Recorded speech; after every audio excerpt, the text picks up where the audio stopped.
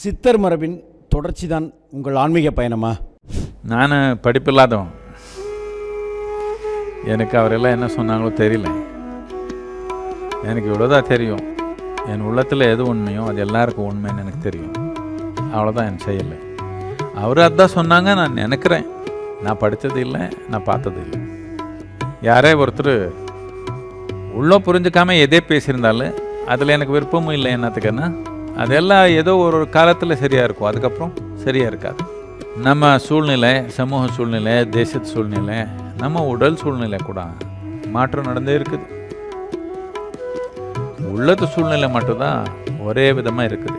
1000 வருஷத்துக்கு முன்னாடி யாரோ உள்ள உணர்ந்து ஏதோ ஒரு சொல்லியிருந்தா நான் சொன்னதான் சொல்லணும். அவர் வேற ஏதோ சொன்னால் அவனுக்கு தெரியாது. இது ரொம்ப அகங்காரத்து மாதிரி தெரியுது.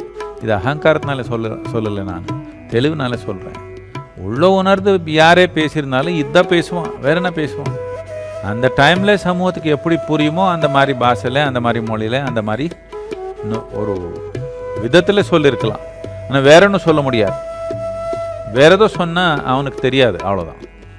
இது தப்பாக புரிஞ்சுக்கலாம் மக்கள். நான் எதுக்கு இது சொல்கிறேன்னா, உள்ளோன்றது ஒரு நாளுக்கு ஒரு விதமாக மாறல, அதே விதமாக தான் இருக்குது எப்போவுமே. அநாதி காலத்தில் இந்த அப்படி தான் இருக்குது. அதில் ஏதோ மாற்றம் வந்துச்சு, ஃபேஷன் மாறின மாதிரி அதெல்லாம் மாறல. சொல்கிற ஃபேஷன் மாறலாம். இப்போ அவர் ஏதோ பாஷையில் பேசினாங்க, நான் இப்போ இங்கிலீஷில் பேசிக்கிறேன். சொல்கிற விதம் மாறிக்கலாம். அடிப்படை மாற்றிருந்தா புரியாமல் ஏதோ படிச்சுட்டு சொல்லிக்கிறாங்க. படித்தவனு ஆசிரியனாக இருக்கலாம், பண்டிதராக இருக்கலாம், எழுத்தாள் படித்தாள் எதோ இருக்கலாம்.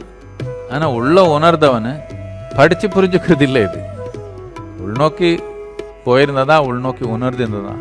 அந்த மாதிரி இருக்கிறவங்க நீங்கள் சித்தர்ன்னு சொன்னாங்கன்னா அவர் வேறு எதுவும் சொல்லியிருக்க மாட்டாங்க. இப்போ நம்ம என்ன பேசுகிறோமோ அதுதான் பேசுகிறோம்.